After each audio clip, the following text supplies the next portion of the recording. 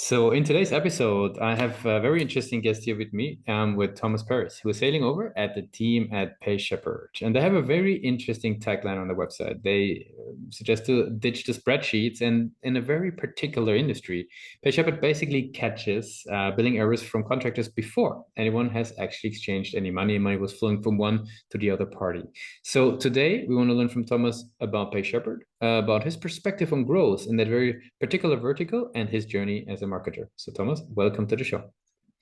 Thank you, Lucas. Great to be here. Of course. So maybe give us a quick overview. What is PaySheperd all about in your own words? Yeah, sounds good. So PaySheperd is a SaaS platform that manufacturing facilities rely on to make sure the maintenance and capital projects being run and being executed by contractors are actually run within budget and according to contract terms. So there is a broken process in the procurement process at manufacturing facilities, which goes like this. You have the procurement manager who negotiates great contract terms, and then contractors come on site and they have no visibility in terms of who is there, how many people are actually on site for how many days. And then 3 months down the line, a big fat invoice of 3 million come to the desk of the procurement manager or the controller at the facility, and it's way beyond budget or it's full of errors.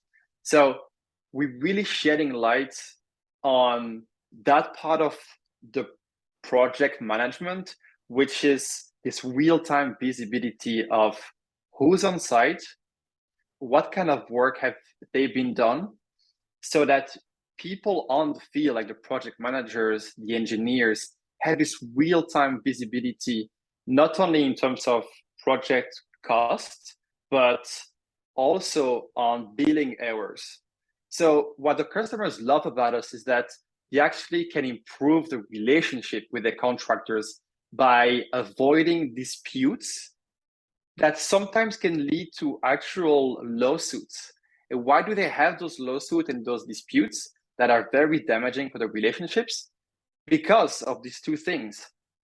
Because of projects going over budgets, and because of small billing errors that, when combined, can account for a few millions a year of discrepancies, or for example, of an invoice being sent twice, of the same person, being on the timesheet on the same timesheet, but at the same time. So that's actually factually impossible.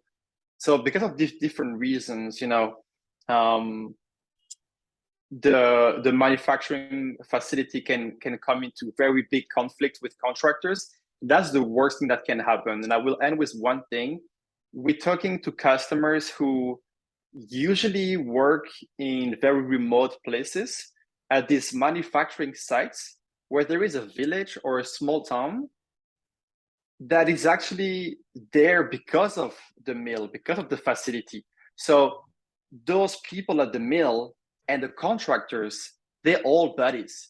They go to bars together, they go to sport events together. So the relationship for these people is super important. So we are a business that leverages data to improve human relationships between the contractors and the mill. Yep, that makes a whole lot of sense. Very interesting industry. So now, who would typically make the decision to bring PaySheperd into the organization? Is that like from the C-suite? Is that actually coming from the finance department? Who is actually from the accounting side? Who's bringing that in? Yeah, great question. And we have what we call a bottom-up approach. So we work with corporates, but actually we work first at the mill level. So you have in the heavy industry like pulp and paper, oil and gas, mining. You have the corporate that owns facilities. But the thing is, those facilities get acquired, get sold all the time. So they operate with a very high level of independence. So they are able to choose what software they want to use, who they want to hire, who they want to work with. And so we could have an aggressive approach and go to corporates, but it's actually pretty hard with our size today.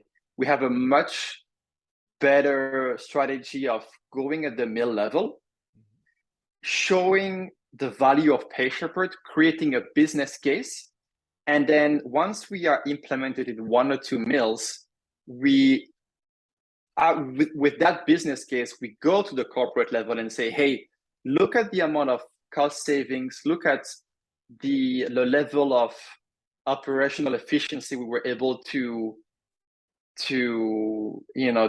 get done or to create for these customers, for these mills of yours. Why don't we level it up and implement that to all the other mills at your company? And so inside the mill, that's what's sometimes tough in our business, is that different people for different reasons love PaySheperd. So we have different benefits going from the human relationship elements, operational efficiency, cost savings, real-time cost visibility of projects. So different people going from the controller, the maintenance manager, the general manager, or the procurement manager, we love PaySheperd for one of these reasons. And so my role as a director of marketing is to try to understand, okay, who cares about what the most?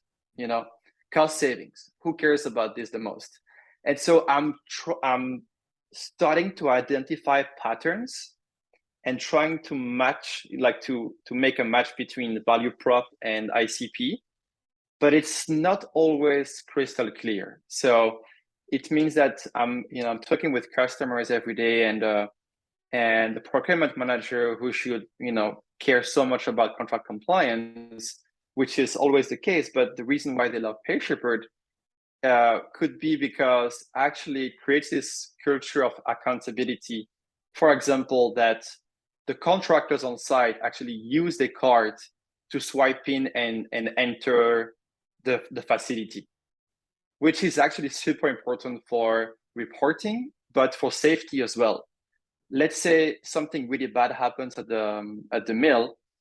If people did not fob in, you don't know who was there, you don't know who was hurt, there is no insurance for the people hurt.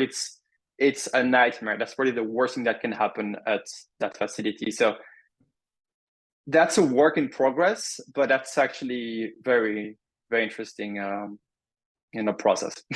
Very cool. So now that we learned a little bit sort of, the problems that you solve and sort of the environment, what I'm curious about is, how do these guys learn about PaySheperd? Like, what's the journey? Because you mentioned already on the mill level, it's definitely not always desk work that many people are doing in those locations. How do people learn about PaySheperd? Yeah, so we have a strategy that is very, very outbound driven. Thing is, as we discussed just before this call, I used to work for different SaaS businesses that have very different audiences, like HR managers or event planners. And those people spend a lot of time learning online. They listen to podcasts, they go to webinars, they research new topics on Google, they do a whole bunch of things online that you as a marketer can say, okay, you know what, these people love webinars. Let's find out what's top of mind. Let's invite a great guest speaker that they see as an authority. Let's invite that person, and so his or her personal brand, will shine on my company brand, and I'll build trust this way.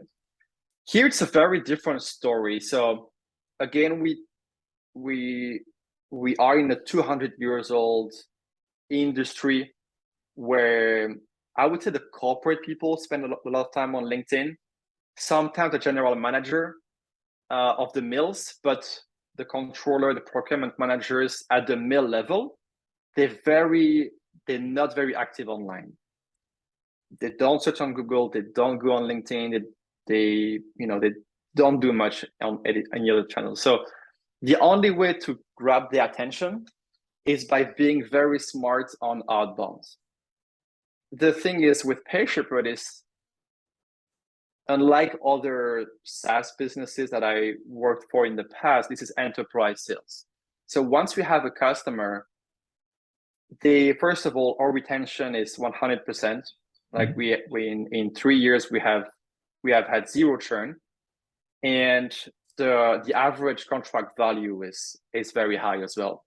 So if you take that value and then reverse engineer, depending on how many touch points you have until the closing of the customer, if you reverse engineer that to the value of a lead, it's also very high. So I can take the time, to invest in researching at a very deep level who that person is, what they care about, and having a very personalized approach when it comes to outbound. So we use a software that most people know called Lemlist to do our outbound strategy. But the one thing we do is we get very smart on the icebreakers. So you wanna grab their attention by making it look like it's not automated, that it's an SDR who spent a lot of time researching that person's needs, maybe some of the news of the mill, if there is a big new capital project where they invested into a new production asset, we can use that as an icebreaker, because we know they're going to have to employ a lot of contractors, or if they just had a promotion or whatever it is, to make it very personal. We start with this icebreaker. And so, but we also split the list between who's active on LinkedIn and who's not. Because the one thing that Lemlist does not allow you to do is the if, or like the and or rule. So if the person does not accept your LinkedIn request, the step gets skipped. So we have a whole sequence of different touch points, going from LinkedIn, emails, cold calling still, but cold calling not as the first touch point. We have a bunch of messages that are being sent that make sure the person at least opens those emails a few times, or click on the links that we put in those emails. And once they have a high enough engagement level, then the BDR gets a notification and calls that person. So the reply rate from calling and just by people replying to the emails, from the numbers I have in mind, has increased by 4 since I joined. So we used to do cold calling only, and by adding those different multi-channel touch points, the reply rate has been multiplied by 4. That makes sense. A quick question, follow-up question on that before we move on the topic. What have you found to be a great approach within those emails? Because, a lot of people obviously try cold outreach. You mentioned Lemlist, so potentially you might have some, assets, imagery that is customized and all of that in there. But as a general approach, on the show, people have mentioned that, reaching out with a sales pitch is kind of difficult because people are being bombarded with sales pitches. What is an angle that you personally find very helpful or very solid when it comes to outreach? Yeah, so it's best practice, but it's hard work, in the sense that the best practice, and everybody will tell you that, is you have to sell the value proposition or the benefit of the product and use your customers' words and pitch the product, leveraging how your customer pitches the product for what they care about. This is in every marketing book. But then there is the hard work of, all right, I know the theory, but how do I get those insights?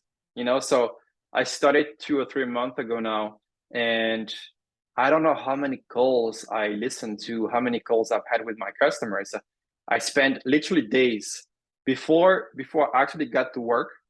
I spent days listening to either sales calls that we recorded, or I jumped on calls with customers, or sometimes I had this approach of just like sending a few LinkedIn messages to people who could be customers, and have the approach of, well, I'm not a salesperson. I'm not trying to sell you anything. I'm here because I just landed this new great job at PaySheperd, but I don't know anything about the manufacturing industry. So I'm just trying to learn from manufacturing leaders. And I got a pretty cool reply rate from this. And so I have a sheet now that I use where I mapped out all the value props. And then I have different filters. The first one is ICP. And then what pain does the value prop relate to? How does the customer explain in his or her own words the value prop and the pain from the calls, and from the data that I got in my market research? And then I have 3 other columns, which is pain frequency, pain severity, and the 2 columns give me a score out of 10. So pain severity, pain frequency is 5. And so basically I have a beautiful and super simple sheet of what is, the best pain, if I want to explain it like this, according to, or for which ICP.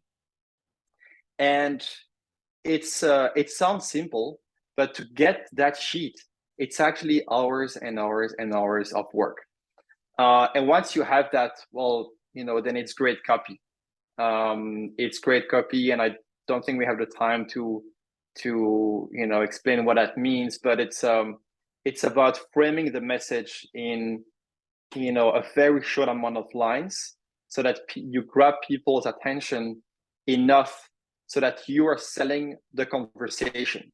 You're not selling the product. You're selling the interest to the pain or the value prop that you explained right above. And so, yes, you can get smart with Lemlist. You mentioned this custom images, and I actually leverage that a little bit. And I want to share an example with you that has worked pretty well. It's like we have every BDR with they took a selfie of themselves holding a laptop. And so on the black screen, we have the Google Earth screenshot of that facility. And we say, so mill name looks incredible as subject line. And so it's a human, a little bit fun way to, to have the opportunity after that fun image to communicate your message. And we got a pretty cool reply rate from that. And people in that industry have no idea this is automated, right? If you were to send that image to you or myself, I would be smiling because I know how you get there. But for the people not from the marketing world, they're like, oh man, like that person actually took the time to take a selfie, go to Google, take a screenshot, copy, So they're like, all right, you know what, you did all this work. I might as well reply to your email. So since we're in the in and outs of we could go deep and deeper. Maybe one thing want to be also making sure people can get some further, even deeper, actionable insights there. Maybe one last thing on that topic is, you mentioned to sell the interest. Like, does that mean you wouldn't even ask for, let's say, for a call in the email, or what would be the call to action directional? Well, it doesn't have to be the text here, obviously it's your secret sauce, but just like directionally, what would you tell people? What would be a good idea for call to actions? I would say go from call to action to call to conversation. So not a call to action, but not a CTA, but a CTC. So what it means is, okay, don't use the sentence, are you interested in having a call? or are you interested in exploring what PaySheperd does? But it's very short sentences like worth exploring question mark, or does that sound interesting, or does that ring a bell? Something that plays on the interest part. Like I think the examples I gave for the call to action are not the best. What I'm trying to say is like, don't use the hardcore selling call to action, but really sell the conversation by playing on the interest of the person. That makes sense. Very cool. As we're slowly getting towards the end of the interview, maybe one last question on that topic. What role does the website then play in the journey? How do you think about the website in such a journey? So there are very few people who request a demo on the website, but they are, I think, 100% of the people we talk to who look at the website at some point. So it's part of our sales collateral strategy. The sales process is around 1 year to close one of the biggest deals, and we have to convince a whole bunch of people at the manufacturing facility. So to jump on conversations with people who don't yet know who we are, who are quite skeptical, having a strong website, having great case studies, great testimonials, this is part of the I know you, but I don't trust you, to I know you and I trust you strategy, right? So, but right now it's not the way I want it to be, because I just joined the company, and so I have a project to revamp it completely. But it's gonna be I'm not gonna spend too much time building an incredible website funnel just yet, because Outbound is working. What I need to work on is the conversion rate from the first reply to closing a deal. So what the sales team needs from marketing, more than getting leads today, is providing great materials to convince other people than the brand champion. Like, there is always somebody who loves us at the mill. And so we need to create more materials to help that person convince the controller, for example, or sometimes can be the general manager, and having a really strong case, it'd be showing the ROI at another mining company, for example. Very cool. No, that definitely gives a good insight. And I think for people who are in a similar situation like yours, it probably gives them a good understanding on how you sort of structure the importance of each touch point. Yeah, I want to wrap it up for today. We basically went, very deep into the topic. I want to give you, the very, very last question. You mentioned you've been in a couple of marketing roles. Now, if we, go all the way back to your very first role in marketing, now looking at that journey, what's the one advice you would give yourself, as a marketer, for your career? Learn how to write compelling copy as soon as possible. I believe, and that's basically the first person I hired, and she just started this week. She's an amazing copywriter. So when it comes to conversion rate optimization, you have either design or copy.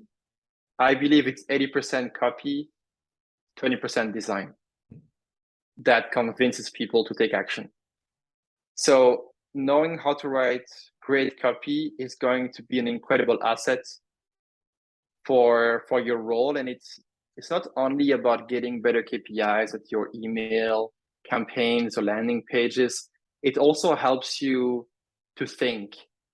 And so I've been sharing on LinkedIn for like every day almost for 3 or 4 months. And I wish I had done that also sooner, because it helps me to write better, but it also helps me to structure my thoughts. So the question you asked me during this interview of like, how do you end your emails? I really thought about this exact post like 2 or 3 weeks ago. And I was like, you know what? I think we need to get away from call to actions. we need to start calling them calls to conversations. And this post got a lot of engagement, and so this is something I know that resonates with the audience. And so it's just a great process for just to get better as marketer, but I think in any area in your life. Thomas, thanks a lot for joining Pathwing Presents today. Thank you.